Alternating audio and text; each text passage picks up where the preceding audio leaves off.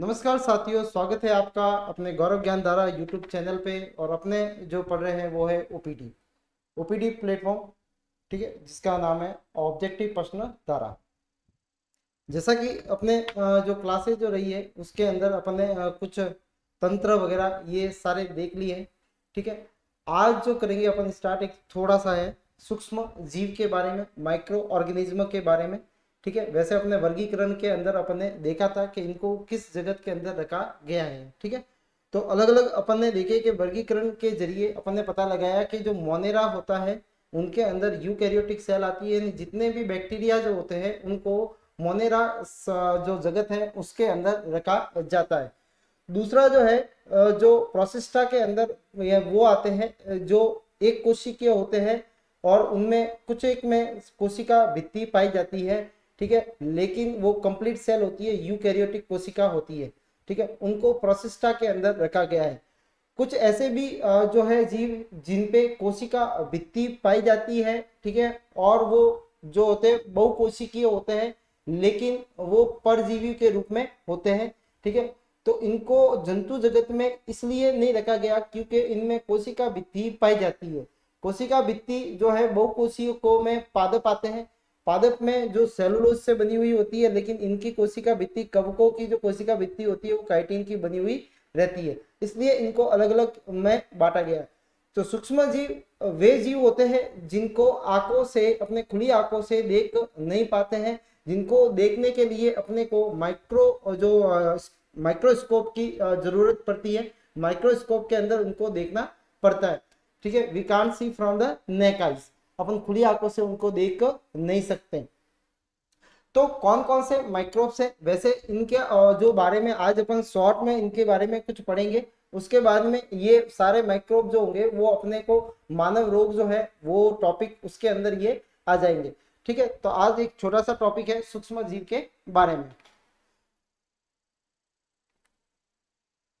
देखो, सूक्ष्म जीव जो होते हैं जिनको आंखों से देखना संभव नहीं होता, ठीक है, और उनको देखने के लिए अपने को किसकी जरूरत पड़ती है? माइक्रोस्कोप या सूक्ष्मदर्शी की जरूरत पड़ती है।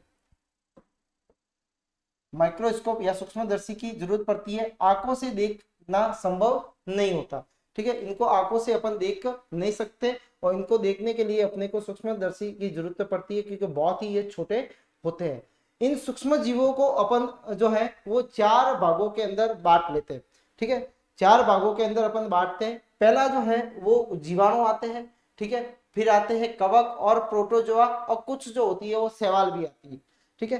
कुछ जो है वो अपने को यहाँ पे बताया गया है, जैसे ये वायरस है, ठीक है, और ये जो है वो कुछ शैवाल भी है, कवक भी है, माइसीलियम जिसका दे रखा है, ठीक है, ये बैक्टीरिया भी है। तो इस तरह से ऊपर जो है वो भी बैक्टीरिया है, ठीक है। ये तीनों जो है वो क्या है? बैक्टीरिया, ग्रीन कलर के।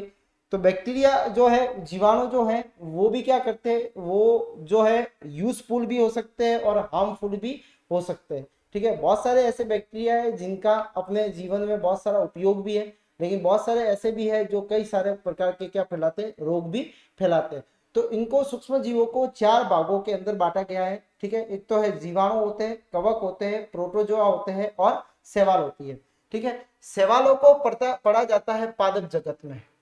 किसमें पढ़ा जाता है? पादप जगत के अंदर, ठीक है। और जिसके अंदर अपन ने किसमें पढ़ा था इसको? शैवालों को पादप जगत के अंदर ब्रायोफाइटा के अंदर, ब्रायोफाइटा, सॉरी ब्रायो क्या, थैलोफाइटा।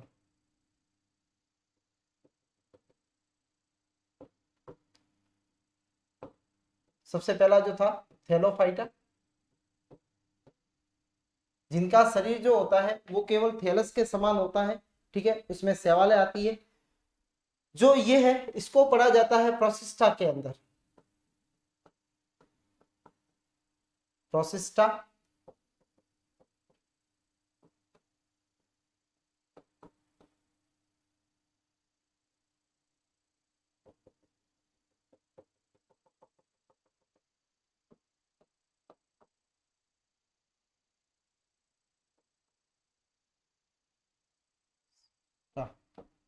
प्रोसिस्टा,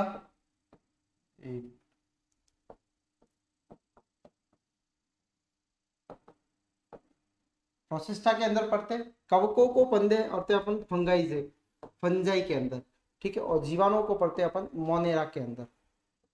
मोनेरा जो संघ है उसके अंदर पढ़ा जाता है, फंगी को पढ़ा जाता है कवक के अंदर, और इसको पढ़ा जाता है प्रोसिस्टा के अंदर, ठीक है। और ये जो है पादप जगत के अंदर जो है किसमें आते हैं, ये आते हैं थैलोफाइटा के अंदर। इसके अतिरिक्त एक विषाणु होता है।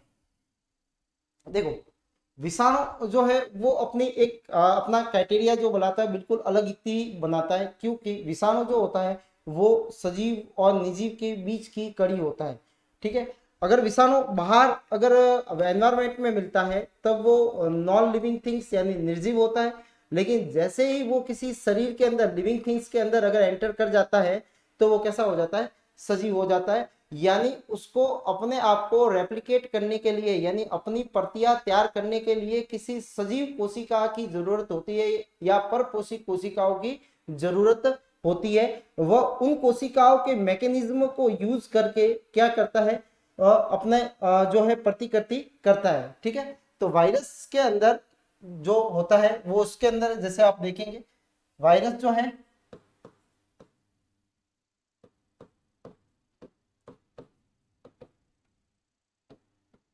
जो सजीव निर्जीव के मध्य की कड़ी है, ठीक है। इनके बीच की ये क्या होती है, कड़ी होती है। वायरस जो होता है दो चीजों से मिलकर बना हुआ होता है, एक तो इसके अंदर मिलता है प्रोटीन, ठीक है, और प्लस होता है उसका आनुवंशिक पदार्थ या जेनेटिक मटेरियल, जेनेटिक मटेरियल होता है, ठीक है, जिसको बोलेंगे अपन आनुवंशिक पदार्थ बोलते हैं, ठीक है। अब आनुवंशिक पदार्थ जो है वो हो सकता है आरएनए भी हो सकता है और डीएनए भी हो सकता है, ठीक है। आनुवंशिक पदार्थ के रूप में आरएनए भी हो सकता है और डीएनए भी हो सकता है, दोनों में से कोई भी हो सकता है, ठीक है। प्लांट है तो उसके अंदर डीएनए मिलेगा, ठीक है। और ये जो है अपने इसमें तो आरएनए डीएनए दोनों हो सकते हैं ह्यूमन वाले में, ठीक है। और जो बैक्टीरियोफेज वाले होते हैं उसके अंदर क्या होते हैं, आरएनए मिलता है, ठीक है। जो आरएनए वाले जो होते हैं उनको रेट्रोवायरस कहा जाता है। वायरस के ये जो खासियत होती है कि ये जब परपोषी कोशिकाओं में परपोषी की कोशिकाओं में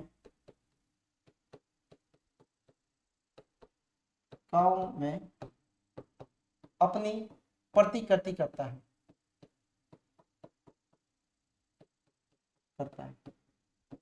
यानी इसको परपोषी कोशिकाओं की जरूरत होती है, लेकिन जब वातावरण में पाया जाएगा, वातावरण में, तब वो किस फॉर्म में रहेगा, निर्जीव में रहेगा, ठीक है। लेकिन जैसे ही वो शरीर के अंदर जो है प्रवेश कर जाता है तब वो कैसा हो जाता है, सजीव हो जाता है। ये जो रहेगा वो परपोषी कोशिकाओं में रहेगा, परपोषी कोशिकाओं में, ठीक है।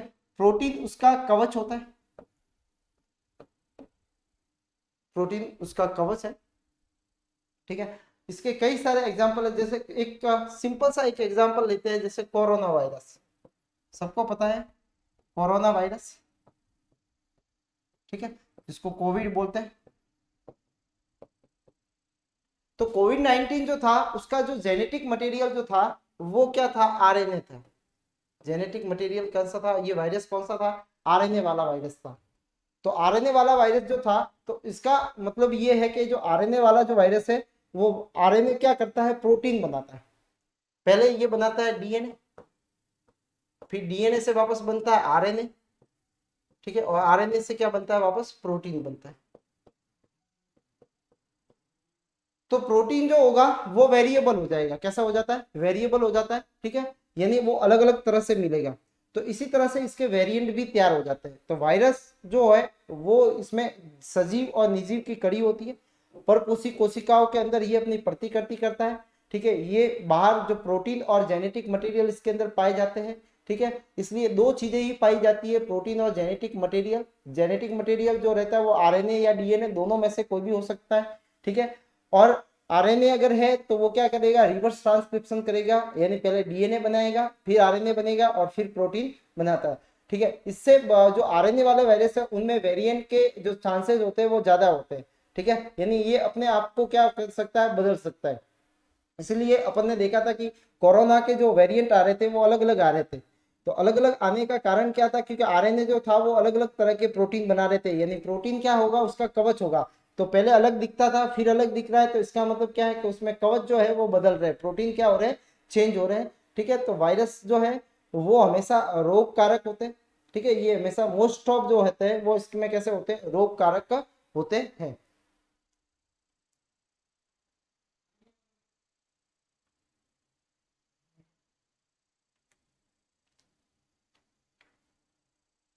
अब है विषाणु सजीव और निर्जीव के बीच की क्या होता है, कड़ी होता है।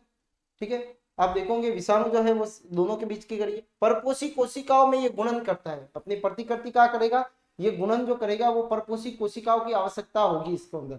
ठीक है, परपोषी में जंतु भी हो सकता है, पौधे भी हो सकते हैं और जीवाणु भी हो सकते हैं। ठीक है, तो जंतु अगर है तो वो जंतु वायरस कहलाएगा, पौधे पौधे में आता है तो वो पौधों वाला वायरस प्लांट वायरस कहलाता है। ठीक है, और जीवाणु में है तो याद रखना इसके लिए, जीवाणु वाला जो वायरस होता है, जो जीवाणु को संक्रमित करता है,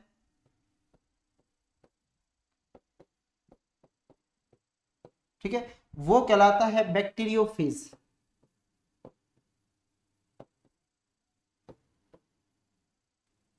ठीक है, क्या कहलाएगा, वो बैक्टीरियोफेज कहलाएगा। इस बात को जरूर याद रखना, जीवाणु को संक्रमित करने वाला वायरस जो होगा वो क्या कहलाता है, बैक्टीरियोफेज कहलाता है। कई बार आता है बैक्टीरियोफेज। ठीक है, तो बैक्टीरियोफेज जो है वो क्या है, ठीक है, तो बैक्टीरियोफेज बैक्टीरिया नहीं है, ये क्या है, ये वायरस है। ये क्या है, वायरस है। और ये क्या करता है, बैक्टीरिया को संक्रमित करता है, इसलिए इसका नाम क्या है, बैक्टीरियोफेज रखा गया है। ठीक है, और वायरस से कई सारे बीमारियां होती है, जैसे सामान्य जुकाम जो होता है, ठीक है, इन्फ्लुएंजा जिसमें भी फ्लू होते हैं, खांसी होती है, पोलियो होती है, खसरा होता है, एड्स है। ठीक है, एड्स जो है वो, जो डेंगू है, डेंगू भी वायरस से होता है। ठीक है, तो ये सारे जो है जिनको अपन आगे पढ़ेंगे एक एक करके मानव रोग के अंदर। ठीक है, तो ये होने जो होते हैं वो किसके द्वारा होते हैं, विषाणु के द्वारा, यानी वायरस के द्वारा ये रोग फैलते हैं। तो सूक्ष्म जीव वे जीव होते हैं जिनको आंखों से देखा नहीं जा सकता, जिनको देखने के लिए सूक्ष्मदर्शी की जरूरत पड़ती है। इनको चार भागों के अंदर बांटा गया है। ठीक है, जीवाणु, कवक, प्रोटोजोआ और शैवाल। जीवाणुओं को पढ़ा जाता है मोनेरा के अंदर, मोनेरा संघ के सदस्य है। कवक को पढ़ा जाता है फंगाई, इनका एक अलग से ही है कि जगत है। ठीक है, प्रोटोजोआ का जो होता है वो उसको पढ़ते हैं अपन प्रोसिस्टा के अंदर। ठीक है, और शैवालों को पढ़ा जाता है किसके अंदर, पादपों के अंदर, और पादपों में भी क्या पढ़ा जाता है, थैलोफाइटा के अंदर। ठीक है, तो ये होते हैं सूक्ष्म जीव।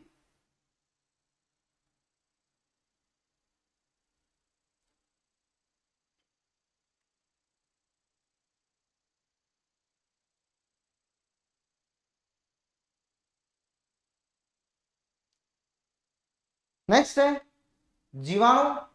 अभी बताया आपको मोनेरा के जगत में रखा गया है, और इसमें क्या खासियत होती है कि ये प्रोकैरियोटिक सेल होती है इसके अंदर, और एक कोशिकीय होते हैं। प्रोकैरियोटिक सेल है और वो भी कैसे, एक कोशिकीय। प्रोकैरियोटिक का मतलब होता है अपूर्ण कोशिका, अपूर्ण कोशिकाएं होती है। ठीक है, इनकम्प्लीट सेल होती है, यानी इनकम्प्लीट सेल का मतलब इसमें केंद्रक झिल्ली और झिल्ली युक्त कोशिकाओं का अभाव होता है। ठीक है, केंद्रक झिल्ली,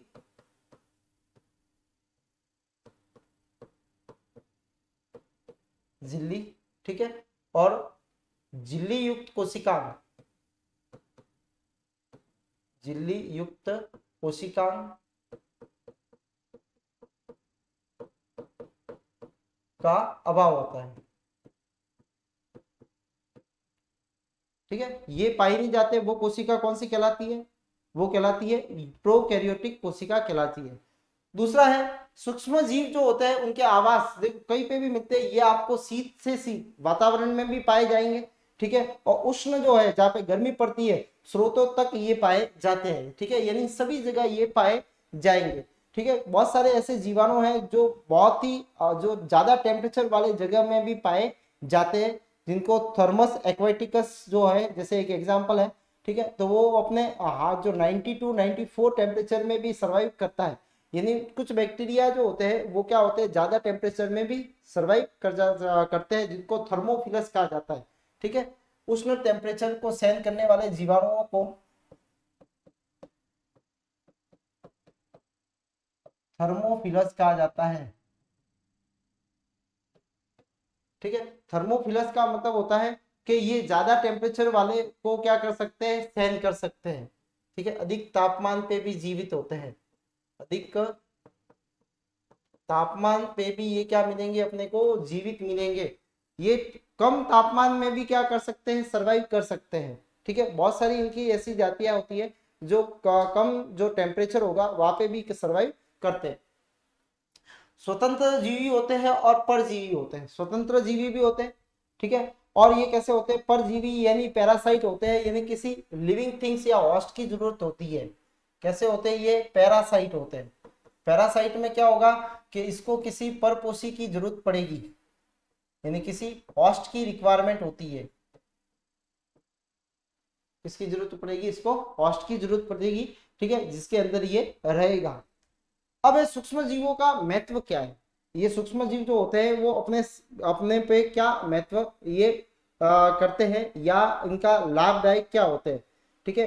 क्या क्या ये अपने सारे जो सूक्ष्म जीव होते हैं क्या वो हार्मफुल होते हैं, तो नहीं है ऐसा। यानी बहुत सारे ऐसे भी सूक्ष्म जीव है जो अपने लिए बहुत ही जरूरी है और उनको डेली लाइफ में भी अपन यूज में लेते हैं, ठीक है। तो कौन कौन से हैं, तो सबसे पहला जो है वो है लाभदायक, जो है क्या है, सूक्ष्म जीव है, ठीक है। तो सूक्ष्म जीवों का उपयोग जो होता है वो दही बनाने में, ब्रेड बनाने में, केक बनाने में, अल्कोहल बनाने में किया जाता है। और इन सब को यूज करने में अमर जो यूज करते हैं वो किसको करते हैं अपन, ईस्ट का उपयोग किया जाता है, खमीर जिसको बोला जाता है, ठीक है। तो खमीर को बोला जाता है, ये एक कवक होती है, क्या होती है, एक कवक है, ठीक है। और जो ईस्ट जो है वो कवक में भी कौन सी कवक है, एक कोशिकीय कवक है। और मैंने आपको बताया था कवकों के अंदर बहुकोशिकीय होते हैं, लेकिन जो ईस्ट जो होती है वो इसका क्या होता है, एक अपवाद है। ये क्या है, एक कोशिकीय क्या है, इसका अपवाद है, ठीक है। और इसका उपयोग जो होता है वो दही, ठीक है, ब्रेड, केक और अल्कोहल बनाने के अंदर इसका उपयोग किया जाता है, ठीक है। दही के अंदर, ठीक है, तो दही में सॉरी ब्रेड और वगैरह में दही को बनाने में जो उपयोग किया जाता है वो होता है दही के अंदर पाए जाने वाला एक लैक्टोबैसिलस। ये एक जीवाणु होता है, ठीक है। ब्रेड वगैरह को इसको करने में अपन खमीर को यूज करते हैं। दही को बनाने में लैक्टोबैसिलस का उपयोग किया जाता है, ठीक है। तो लैक्टोबैसिलस का उपयोग जो है वो दही को बनाने में किया जाता है, किससे, दूध से। तो दूध को दही में परिवर्तन करने के लिए लैक्टोबैसिलस, याद रखना इंपॉर्टेंट है, ठीक है, कि दूध को दही में बदलने के लिए कौन सा जीवाणु जो होता है वो अपनी भूमिका निभाता है, तो वो होता है लैक्टोबैसिलस, ठीक है। तो क्या करते हैं अपन, जब देखो अपन दही को जमाते हैं तो ठीक है, तो उससे पहले अपन क्या करेंगे, दूध को गर्म करके उसको थोड़ा सा ठंडा करेंगे।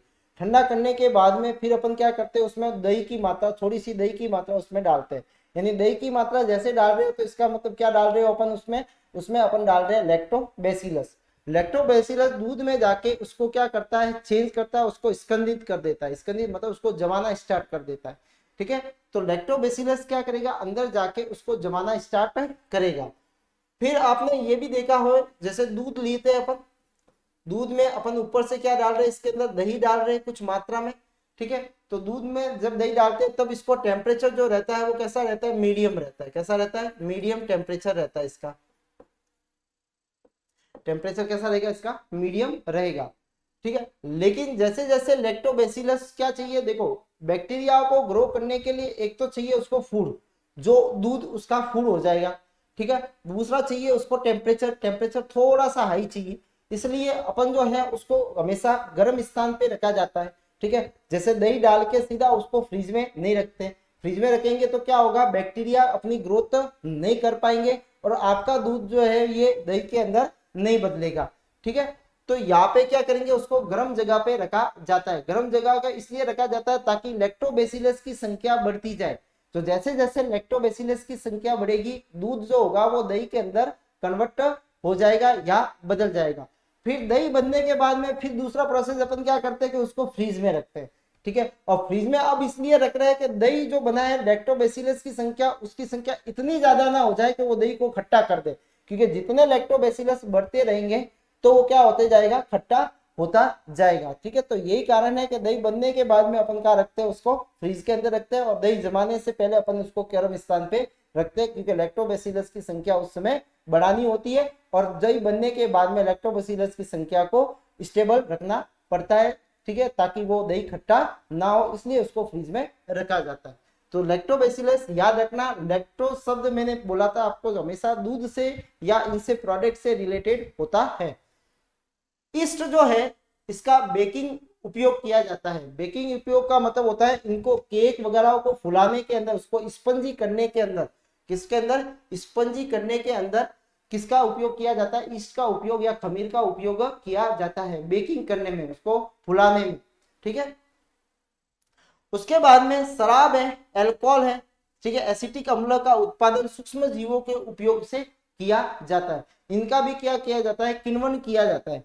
क्या किया जाता है, इन शराब और अल्कोहल बनाने के लिए इनका क्या किया जाएगा, जो है पदार्थ जो है उसका किण्वन किया जाता है। किण्वन क्या होता है वो अपन देखेंगे, ठीक है, कि भाई जो जैसे गेहूं वगैरह जो होता है, जौ वगैरह, इनके जो है इनको सड़ाया जाता है और उनका क्या करते हैं, किण्वन करते हैं। किण्वन में ये होता है कि जो बैक्टीरिया होते हैं वो अवायवीय श्वसन करते हैं, ठीक है, और जिनके द्वारा क्या बनता है, अल्कोहल का निर्माण होता है, ठीक है। तो अल्कोहल का निर्माण किण्वन विधि के द्वारा होता है। किण्वन क्या, जिसमें अंदर क्या होता है कि जो बैक्टीरिया होते हैं वो क्या करते हैं, अवायवीय श्वसन करते हैं। तो ये है मोनेरा जगत के अंदर रखा गया है, ठीक है। ये दोनों जगह पे पाए जाएंगे, शीत से शीत जगह में भी पाए जाएंगे, उष्ण जगह में भी पाए जाएंगे। यहाँ तक जीवाणु, कुछ जीवाणु जो होते हैं वो जो घास ईटिंग जो करने वाले जो एनिमल्स होते हैं, ठीक है, उनके पेट के अंदर भी पाया जाता है जो मेथेन गैस बनाता है, जिसको बोलते हैं मेथियोजेनिक जो होते हैं बैक्टीरिया होते हैं, ठीक है, जो गट में पाए जाते हैं, आमाशय में पाए जाते हैं, आमाशय में, पशुओं के आमाशय में पाए जाने वाले, पशुओं के आमाशय में पाए जाते हैं, ठीक है। इसका नाम है मेथियोजिन, मेथियोजिन, ठीक है। ये बैक्टीरिया जो होता है, ये बैक्टीरिया, ठीक है, और ये क्या बनाता है, मीथेन गैस का निर्माण करता है, ठीक है। और मीथेन गैस का निर्माण जो होता है वो क्या करेगा, उसमें पेट के अंदर क्या बनती है, मीथेन गैस बनती है।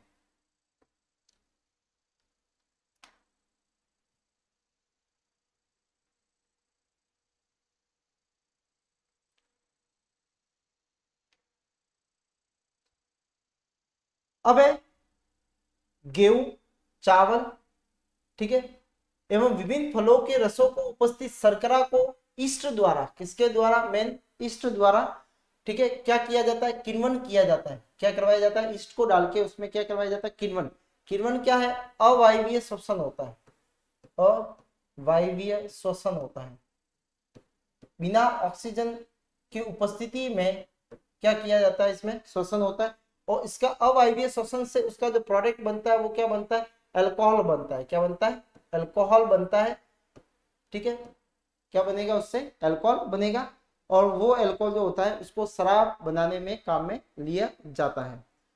किण्वन की सबसे पहली खोज जो थी वो किसने की थी, वो लुईस पास्चर ने बताया था, ठीक है। तो ये इंपॉर्टेंट है, जिसको इंग्लिश में फर्मेंटेशन भी बोला जाता है। क्या बोला जाता है, फर्मेंटेशन, फर्मेंटेशन कहा जाता है, ठीक है। फर्मेंटेशन अवायवीय श्वसन का ये द्वारा होता है, ठीक है, यानी बैक्टीरिया को अवायवीय श्वसन बंद कंटेनर करके उसमें सड़ाया जाता है, तो वो है किण्वन। जीवाणु कवक से अनेक प्रकार की प्रतिजैविक तैयार की जाती है। प्रतिजैविक का मतलब होता है एंटीबायोटिक, ठीक है। अब देखो ये एंटीबायोटिक जो थी वो सबसे पहले जो की थी वो किसने की थी, अलेक्जेंडर फ्लेमिंग के द्वारा की गई थी, ठीक है। और किससे निकाली थी उसने, पेनिसिलियम, पेनिसिलियम नामक जो प्रतिजैविक जो है, ठीक है, ये तैयार की गई थी। और पेनिसिलियम जो है, उसका नाम पेनिसिलियम इसलिए रखा था क्योंकि वो पेनिसिलियम पेनिसिलियन जो थी वो क्या थी, कवक थी, और कवक से उसने प्रतिजैवी प्राप्त किया था। अब उसमें ऐसा हुआ कि जब बैक्टीरिया जो थे वो ग्रो कर रहे थे, लेकिन कुछ जो है ब्रेड कुछ जगह वो जो था वो ग्रीन ग्रीन जो था वहां पे जो सड़ा हुआ भाग जो था वहां पे नहीं कर रहा था। जैसे सपोज मान लो यहाँ पे ये बैक्टीरिया ग्रो कर रहे हैं, यहाँ पे ये बैक्टीरिया ग्रो कर रहे हैं, ठीक है, लेकिन यहाँ पे प्लेट में कुछ सड़ा हुआ मिला, ठीक है, ये सड़ा हुआ कोई भाग था, सड़ा हुआ भाग था, ठीक है, तो सड़ा हुआ जो किसने सड़ाया था, इसको फंगस ने, फंजाई ने, कवक ने, कवक ने इसको सड़ाया था। तो जहां जहां कवक वाले एरिया के अंदर उन्होंने देखा, अलेक्जेंडर फ्लेमिंग ने देखा कि जो जो ये एरिया जो है यहाँ पे बैक्टीरिया ग्रो नहीं कर रहे, यहाँ पे बैक्टीरिया ग्रो नहीं कर रहे, लेकिन साइड में जो है इस एरिया के अंदर तो ग्रो हो रहा है, वृद्धि हो रही है, और इसमें वृद्धि नहीं हो रही है, वृद्धि नहीं हो रही है। तो उन्होंने देखा ऐसा क्या हुआ, तो उन्होंने देखा कि यहाँ पे कुछ ऐसा केमिकल बना हुआ है जिसके कारण जो है बैक्टीरिया वहां पे ग्रोथ नहीं कर रहे हैं। तो उन्होंने बताया कि ये जो जो बना हुआ है, जो जो केमिकल यहाँ पे बना है वो इस फंजाई से बना है, और उसका नाम क्या था, पेनिसिलियम था। यानी पेनिसिलियम का उपयोग जो है वो एंटीबायोटिक के रूप में किया जाता है। एंटीबायोटिक दवाइयाँ जो होती है, जो अपन को जो मेडिसिन अपन लेते हैं, ठीक है, तो आपने नाम भी सुने होंगे एरिथ्रोमाइसिन वगैरह। तो एरिथ्रोमाइसिन वगैरह इनका जो उपयोग जो होता है, इनका कवक और जीवाणुओं से इनको बनाया जाता है, ठीक है। ये क्या करते हैं कि ये जो पर्टिकुलर कुछ जीवाणु जो होते हैं वो इन एंटीबायोटिक की उपस्थिति के में अपने आप को रिप्रोड्यूस नहीं कर पाते हैं, या उनका क्या कर देते हैं एंटीबायोटिक, सीधी सी बात है कि वो उनके कोई भी एक बॉडी प्रोसेस को क्या कर देंगे, रोक देंगे, और रोकने से क्या होगा कि वो जीवाणु जो होगा वो आगे वृद्धि नहीं कर पाएगा, अपनी संख्या में वृद्धि नहीं कर पाएगा, ठीक है, और धीरे धीरे वो उनकी संख्या जो हो जाएगी वो शरीर में कम हो जाएगी।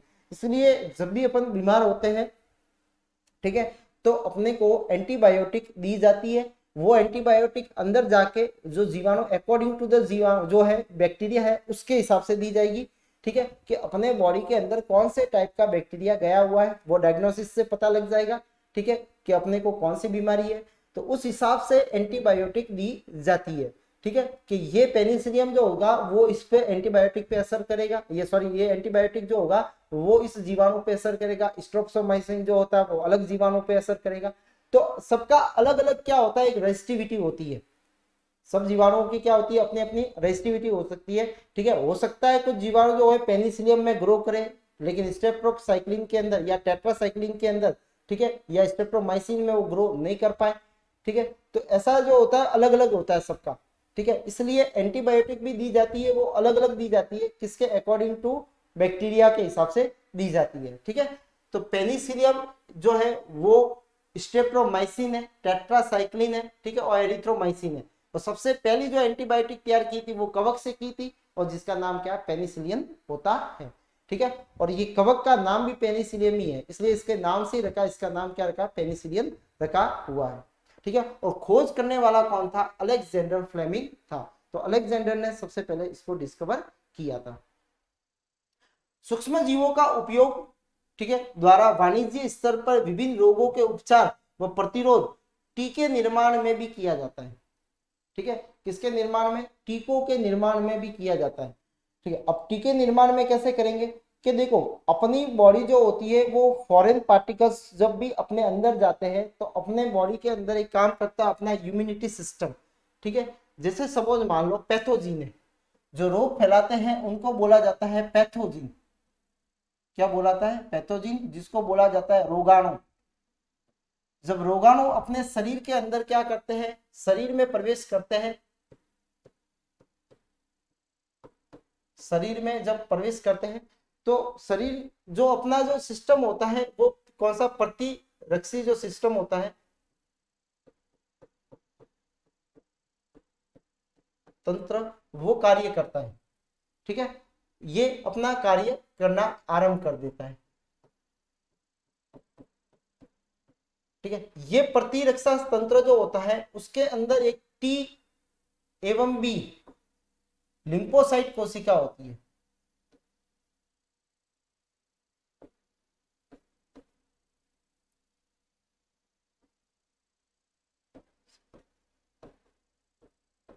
WBC होती है, ठीक है। ये कोशिका है WBC की, बी और ली, ये दोनों मिलके आपस में, ये मिलके क्या बनाती है, प्रतिरक्षी बनाती है, प्रतिरक्षी बनाती है, ठीक है।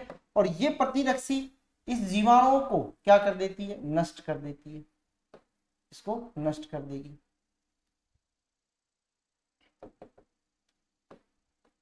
इसको नष्ट कर देती है। तो ये तो सिंपल प्रोसेस है, ये जो अपने बॉडी में आता है उस हिसाब से इनको करते हैं। टीका, टीका जिसको बोला जाता है वैक्सीन,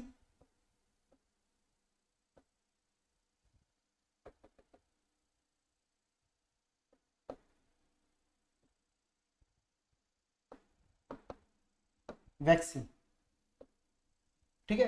तो वैक्सीन और टीका जो है वो क्या है, ये वैक्सीन जो होता है जब अपने बॉडी के अंदर, ये हमेशा इसके अंदर क्या होता है, इसके अंदर उसी रोग के, उसी रोग के, ठीक है, अक्रियाशील, अक्रियाशील रोगाणु होता है, होता है, ठीक है। तो टीके के अंदर क्या होता है कि उसी से रिलेटेड वाला क्या होता है, उसके अंदर रोगाणु पाया जाता है, लेकिन वो क्रियाशील नहीं होता, इनएक्टिव फॉर्म में होता है। कौन सी फॉर्म में, इनएक्टिव फॉर्म में होता है, ठीक है। इनएक्टिव फॉर्म के अंदर वो पाया जाता है। तो अपने अंदर जो कोरोना का, देखो कई अभी जो लोग जो है वो कई ये समझते हैं कि जो टीके जो होते हैं उनके अंदर कोई दवाई होती है, ठीक है, लेकिन वास्तव में ऐसा नहीं है। टीके के अंदर कोई दवाई नहीं होती है, बल्कि क्या होता है, जो रोग का टीका है उसी के, उसके अंदर उसी के जीवाणु, वायरस कोई भी हो सकता है जो जिसके कारण वो रोग फैल रहा है, उसी के क्या होते हैं, इनएक्टिव रोगाणु होते हैं, लेकिन वो रोग नहीं फैला सकते। जैसे कोरोना, कोरोना की जो वैक्सीन लगी थी, ठीक है, तो वो कोरोना की वैक्सीन जो लगने के बाद में, तो कोरोना की वैक्सीन के अंदर कोरोना का ही वायरस था, लेकिन वो इनएक्टिव था। कैसा था, इनएक्टिव था। जब इनएक्टिव अपनी बॉडी के अंदर जब प्रवेश करेगा तो सेम प्रोसेस होगा। सेम प्रोसेस में क्या करेगा, अपना प्रतिरक्षी तंत्र उसको देखेगा, देखने के बाद में वो जो बी और टी जो लिम्फोसाइट कोशिका है वो क्या बनाएगी, प्रतिरक्षी बनाएगी, और इसको बोला जाता है एंटीबॉडी। प्रतिरक्षी को क्या बोला जाता है, एंटीबॉडीज कहा जाता है, ठीक है। ये एंटीबॉडीज बनती है, और ये एंटीबॉडी जो होती है उसको, जो है रोग फैलाने वाला, उसको क्या करेगा, ये नष्ट कर देता है, ठीक है। अब देखो, जब अपने इम्यूनिटी सिस्टम को ये नहीं पता होता है कि जो टीके के द्वारा जो अंदर आया है वायरस, या टीके के द्वारा जो भी रोगाणु अंदर आया है वो इनएक्टिव है, ठीक है, वो अपना तरीका जो इस्तेमाल करेगा, जिस तरह से जो इनएक्टिव के क्रियाशील वाले के लिए करता है उसी प्रकार से वो अपना करेगा। जब वास्तव में कोरोना का वायरस अगर अपने अंदर वास्तविक वाला, वास्तविक रोगाणु, वास्तविक रोगाणु जब अपनी बॉडी के अंदर आता है, ठीक है, ये तो अपन ने पहले ले लिया फर्स्ट टाइम। जब सेकेंड टाइम में क्या हुआ,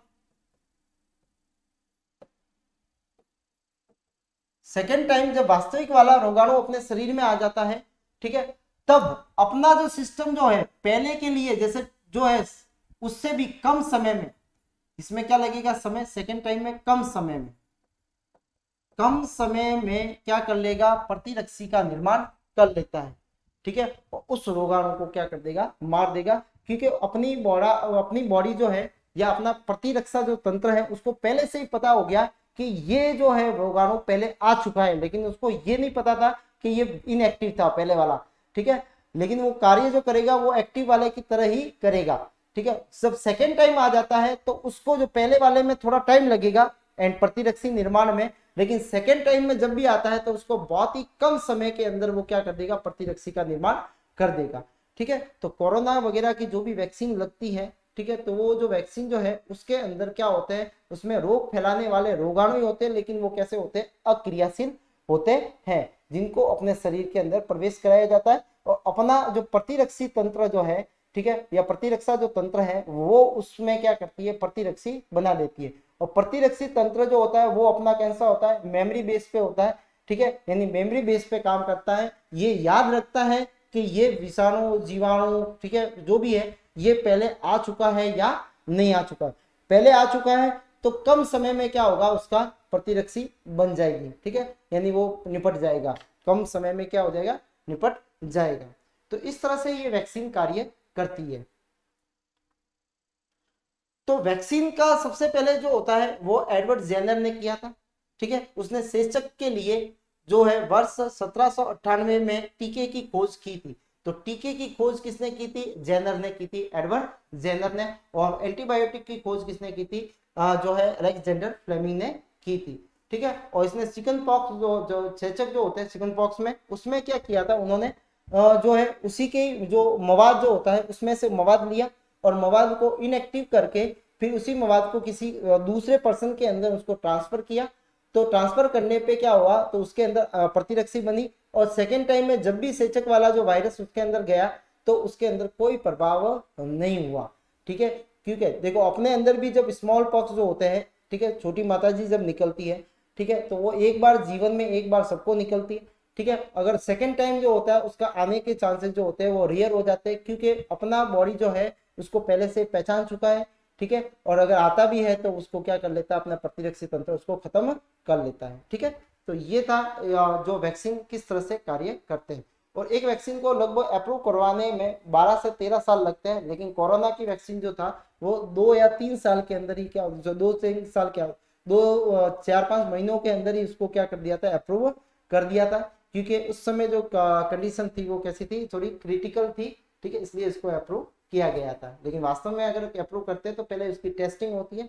ठीक है, पहले एनिमल्स पे टेस्ट किया जाता है।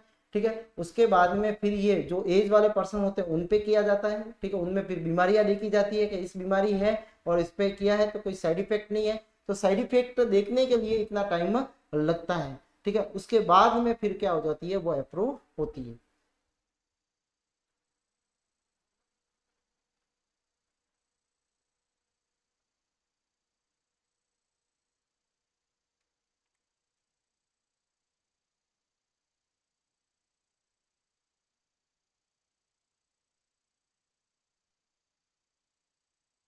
देखिए, कुछ जीवाणु जैसे राइजोबियम, राइजोबियम,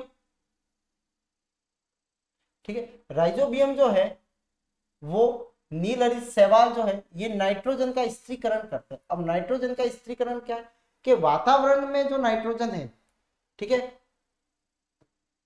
वातावरण में नाइट्रोजन को उसके यौगिकों में परिवर्तित करना, में बदलना, यह कहलाता है नाइट्रोजन स्त्रीकरण कहलाता है। राइजोबियम क्या है, राइजोबियम एक जीवाणु है। राइजोबियम लेग्यूम प्लांट जो होते हैं, यानी दल दाल वाले प्लांट, मटर है, चना है, इनके इनकी जड़ों के अंदर ये पाया जाता है। ठीक है, इनकी जड़ों में मिलती है गांठें और उन गांठों के अंदर मिलता है राइजोबियम। ठीक है, और एक तरह से कह सकते हैं कि ये सजीवन का भी एक एग्जाम्पल है। ठीक है, क्योंकि राइजोबियम क्या करता है कि देखो प्लांट के लिए नाइट्रोजन जो है वो बहुत ही जरूरी तत्व माना जाता है। ठीक है, इसको जो है वो मैक्रो जो है एलिमेंट आते हैं, ये कहते हैं माइक्रो। ठीक है, तो मैक्रो एलिमेंट में इनको माना जाता है। एनपीके पादप के लिए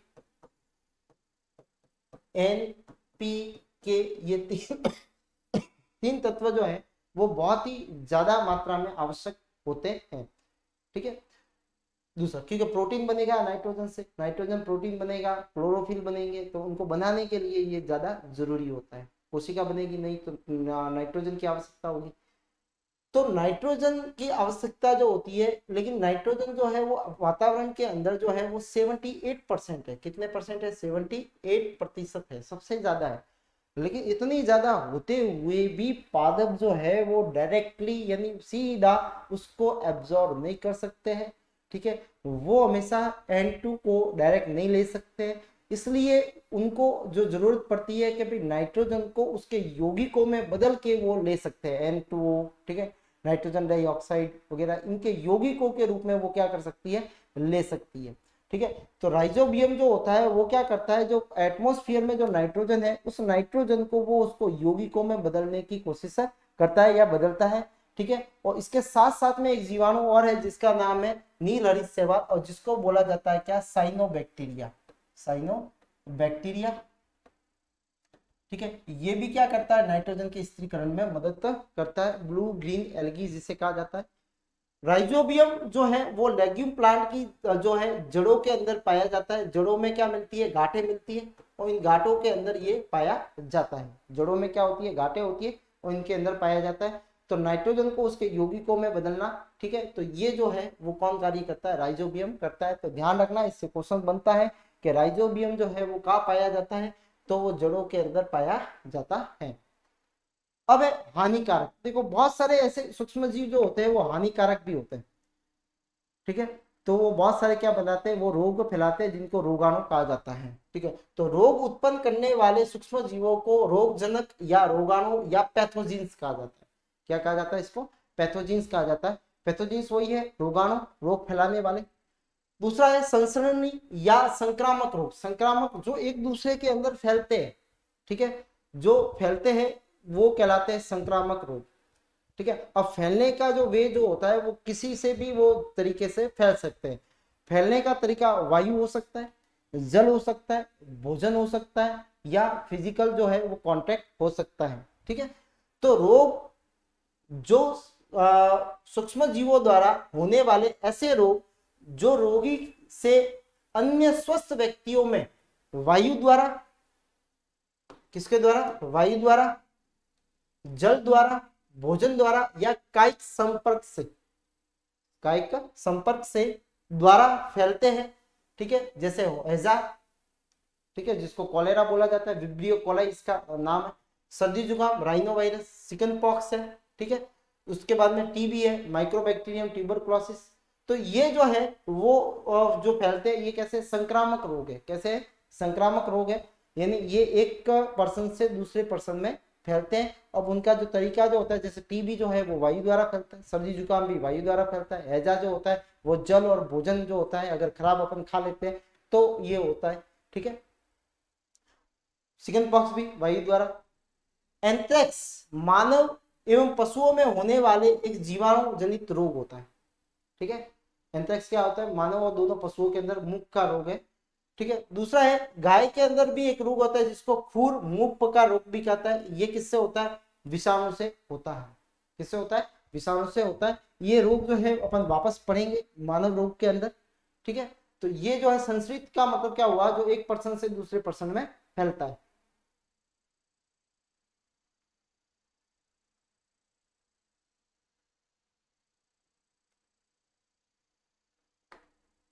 अब है सूक्ष्म जीवों द्वारा पौधों में अनेक प्रकार के रोग उत्पन्न होते हैं, जैसे वायु द्वारा संश्रित नींबू कैंकर।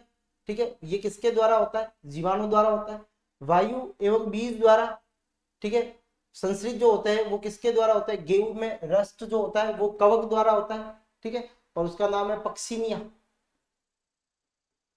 पक्सीनिया कवक जो होती है उसके द्वारा होता है। भिंडी में पीत रोग, ठीक है, द्वारा इसका जो संक्रमण जो होता है वो कीटों द्वारा होता है, यानी कीटों द्वारा ये फैलता है। सूक्ष्म जीवों में कॉलिस्ट्रीडियम बोटुलिनियम, कॉलिस्ट्रीडियम बोटुलिनियम ये जो है फूड पॉइजनिंग का काम करता है। किसका काम करता है? फूड पॉइजनिंग का। तो फूड पॉइजनिंग जो होता है उसके लिए कौन सा जीवाणु जो है वो जिम्मेदार होता है? तो उसके लिए कौन सा जीवाणु जिम्मेदार है? कॉलिस्ट्रीडियम बोटुलियम जो है वो उसके लिए जिम्मेदार होता है। वो क्या करता है? भोजन को विषाक्त कर देता है। कैसा कर देता है? उसको विषाक्त कर देता है। फूड पॉइजनिंग जो होती है वो इसी के कारण होती है। भोजन में सूक्ष्म जीवों की वृद्धि को रोकने के लिए खाद्य को परिरक्षकों का उपयोग किया जाता है। किसका? परिरक्षकों का उपयोग किया जाता है। परिरक्षकों का उपयोग जो होगा वो क्या करेगा, उसमें जीवाणुओं की वृद्धि को रोका जाएगा। जैसे अपन जो है नमक व खाद्य तेल का उपयोग सूक्ष्म जीवों की वृद्धि को रोकता है। नमक जो होगा वो क्या करेगा, उसमें प्लाज्मोलाइसिस कर देता है। क्या कर देता है? जीव द्रव्य संकुचन कर देता है। जीव द्रव्य संकुचन कर देता है, जिससे जीव द्रव्य क्या हो जाता है? सिकुड़ जाता है। ठीक है, और बैक्टीरिया जो होगा वो क्या हो जाएगा? मर जाएगा। इसके साथ साथ में सोडियम बेंजोइट, सोडियम, ठीक है, मेटाबाइसल्फाइड आदि सामान्य जो है परिरक्षक है, इनका भी उपयोग करते हैं। ठीक है, ये केमिकल्स है। नमक का उपयोग मांस मछली के परिरक्षण में किया जाता है। नमक जो होगा वो ज्यादा डालते हैं, क्योंकि नमक डालेंगे तो क्या हो जाएगा, उसका जीवाणु का जीव द्रव्य संकुचन हो जाएगा। ठीक है, यानी पानी जो होगा वो सारा जो होता है साइटोप्लाज्मा में से बाहर आ जाएगा। चीनी का उपयोग जैसे जैम, जेली, ठीक है, स्क्वेश में परिरक्षण में किया जाता है। तो इनको बचाने के लिए जिन पदार्थों का उपयोग किया जाता है, ठीक है, उनको बोला जाता है परिरक्षक। तो नमक, खाद्य तेलों का उपयोग किया जाता है। ठीक है, सोडियम बेंजोइट और सोडियम मेटाबाइसल्फाइड जो है उसका उपयोग किया जाता है। नमक का भी उपयोग करते हैं, चीनी का भी उपयोग करते हैं। अचार को परिरक्षित करने हेतु तेल और सिरके का उपयोग किया जाता है। सिरके का मतलब होता है विनेगर। ठीक है, जिसका फॉर्मूला होता है CH3COOH, और सामान्य भाषा में इसको एसिटिक अम्ल होता है। इसके अंदर एसिटिक अम्ल होता है। ठीक है, वैसे प्योर नहीं होता, उसमें पानी मिला के फिर उसका तैयार किया जाता है विनेगर को। तो विनेगर क्या करेगा, ये खट्टा होता है। ठीक है, ये क्या करता है, इसमें जीवाणु को और वृद्धि को क्या कर लेता है, ये रोक लेता है। एक होता है पाश्चुराइजेशन या पाश्चुरीकरण। पाश्चुरीकरण क्या है? दूध को क्या किया जाता है, सूक्ष्म जीवों से बचाने के लिए पहले तो उसको क्या किया जाता है, 70 डिग्री पे गर्म किया जाता है। ठीक है, और गर्म करने के बाद में उसको 15 से 30 सेकेंड में के लिए उसको गर्म कर फिर क्या करना है, देखो गर्म कितना है, 15 से 30 सेकेंड करना है, फिर वापस ठंडा करना है, और एकाएक ठंडा करके ये प्रोसेस एक दो बार वापस करने। ठीक है, जिससे क्या हो जाएगा, उसमें सारे सूक्ष्म जीव जो होंगे वो क्या हो जाएंगे, मर जाएंगे। ठीक है, और ये लंबी समय तक अपने दूध जो होगा वो प्रिजर्व रहेगा या सुरक्षित रहता है। तो पाश्चुरीकरण हेतु दूध को 70 डिग्री पर, ठीक है, 15 से 30 सेकंड के लिए गर्म करके फिर एकाएक उसी समय वापस उसको क्या किया जाता है, ठंडा किया जाता है।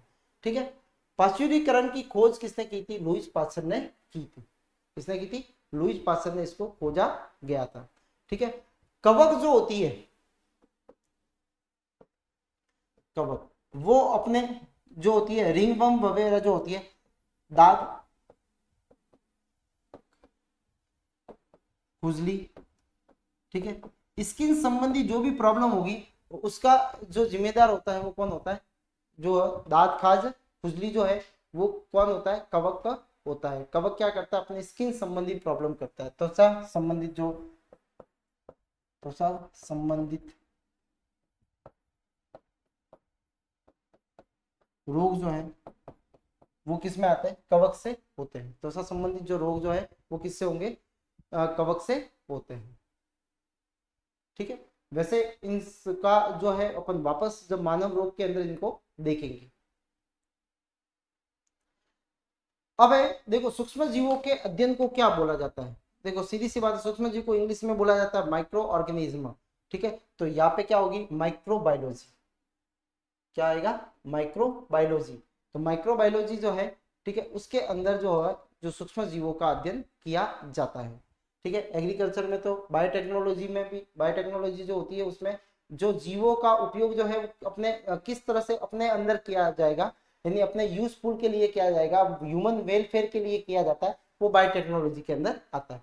अलेक्जेंडर फ्लेमिंग ने जो है प्रतिजैवी एंटीबायोटिक तैयार की थी, वो किससे की थी? ठीक है, तो वो किससे की थी? स्ट्रेप्टोमाइसिन, टेट्रासाइक्लिन या क्लोरोमाइसिन या पेनिसिलियम, किसको किया था? पेनिसिलियम को किया था। ठीक है, और पेनिसिलियम किससे प्राप्त की थी? कवक से। उस कवक का नाम भी क्या था? पेनिसिलियम था। क्या था? पेनिसिलियम उस कवक का नाम था।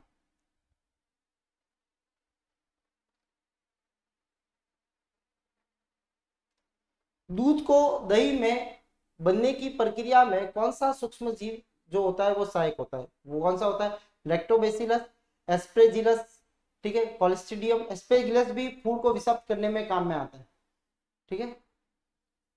उसके बाद है स्ट्रेप्टोकोकस, ये बैक्टीरियाओं के प्रकार है। बैक्टीरिया जो होते हैं वो अगर जो 4 प्रकार, सॉरी, अलग अलग तरह के होते हैं, गोल होते हैं तो उनको कोकस बोला जाता है, रॉड नुमा होता है तो इसको स्ट्रेप्टो बोला जाता है, ठीक है। और कॉमा शेप में होता है तो उसको विब्रो बोला जाता है। तो यहाँ पे जो करते थे वो कौन करेगा, लैक्टोबैसिलस करता है। कौन करता है, लैक्टोबैसिलस, ठीक है। तो लैक्टोबैसिलस जो है वो क्या करता है, यहाँ से दूध को दही के अंदर बदलता है। किसमें बदलता है, दूध को दही के अंदर बदलता है। कौन बदलता है, लैक्टोबैसिलस। टीका, वैक्सीन का विकास सर्वप्रथम किस वैज्ञानिक ने किया था, लुईस पास्चर ने, नहीं, ठीक है। उसके बाद में एडवर्ड जेनर ने, रॉबर्ट कॉच ने, या अलेक्जेंडर फ्लेमिंग ने, ठीक है। तो अलेक्जेंडर फ्लेमिंग ने क्या किया था, वो अपने किसको अभी डिस्कवर किया था, अभी बताया था, जो है प्रतिरक्षी का किया था, ठीक है। और लुईस पास्चर ने किसको बताया था, ये पास्चुराइजेशन को बताया था। एडवर्ड जेनर ने, ठीक है, तो किसने किया था, एडवर्ड जेनर ने इसको डिस्कवर किया था, किसको, टीके को। तो टीके का आविष्कार किसने किया था, एडवर्ड जेनर ने किया था।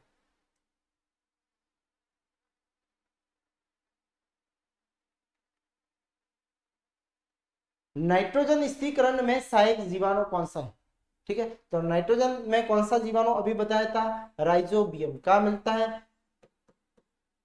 लेग्यूम पादप की जड़ों में, जड़ों में पाया जाता है। जो नाइट्रोजन को क्या करता है, उसके यौगिकों के अंदर बदलता है। पोलियो रोग जो होता है वो किससे होता है, पोलियो रोग जो होता है वो किससे होगा, वायरस से होता है। पोलियो वायरस किससे होता है, पोलियो वायरस से होता है।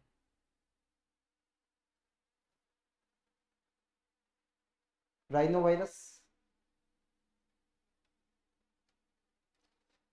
पाश्चुरीकरण प्रक्रिया किस वैज्ञानिक के द्वारा दी गई थी, तो देखो किसके द्वारा दी गई थी, इसने क्या बताया था, जेनर ने जो है टीके का आविष्कार किया, फ्लेमिंग ने किसको आविष्कार किया, प्रतिजैविक का आविष्कार किया, ठीक है। तो कौन बचा फिर, लुईस पास्चर। तो लुईस पास्चर ने क्या बताया था, लुईस पास्चर ने बताया था क्या कि जो है पाश्चुरीकरण के बारे में बताया था कि पाश्चुरीकरण में क्या करेंगे, पहले गर्म करते, ठीक है, 15 से 30 सेकंड के लिए 70 डिग्री पे, फिर एकाएक उसको क्या करेंगे, ठंडा करते हैं, ठीक है। तो इससे क्या होंगे, जीवाणु की वृद्धि क्या हो जाती है, रुक जाती है, नष्ट हो जाती है। टिटनेस एक रोग होता है, ठीक है, ये बैक्टीरिया के द्वारा होता है और उसका नाम क्या है, तो देखो ध्यान रखना, कई बार भी क्या हो जाता है, थोड़ा नाम सिमिलर मिलता है। तो यहाँ नाम सिमिलर मिल रहा है, जैसे हैजा है, हैजा को बोला जाता है कोरेला, और इसके जो जीवाणु है उसका नाम होता है विब्रियो कोलेरी, ठीक है। तो कोलेरी उसमें पीछे आता है, ठीक है। तो ध्यान रखना कि कई बार आपको आंसर में ही जो है, जो क्वेश्चन में ही क्या मिल जाएगा, आंसर मिल जाएगा। तो यह टिटनी होती है, ठीक है। तो कौन सा होगा, कॉलिस्ट्रीडियम टिटनी जो होता है उसके कारण क्या होता है, टिटनेस रोग होता है, ठीक है। अपने लोहे की लगती है वो ही है ये टिटनस।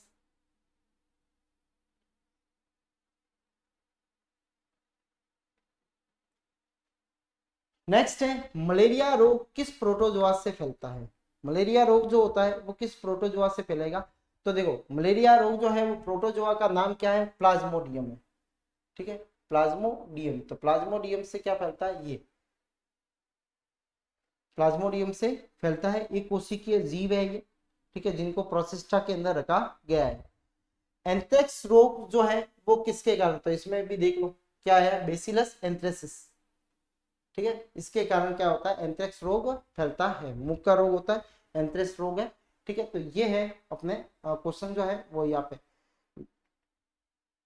तो आज की क्लास के अंदर इतना ही, मिलते हैं अगली क्लास में, अगला जो टॉपिक के अंदर जो रहेगा अपना मानव रोग के अंदर, ठीक है, जिसके अंदर पढ़ेंगे कि भाई कौन कौन से रोग है, तो इनको वापस अपन उसमें रिवाइज करेंगे कि ये कौन कौन से जीव है, इनको कहाँ रखा गया है, ठीक है। तो आज की क्लास में इतना, धन्यवाद।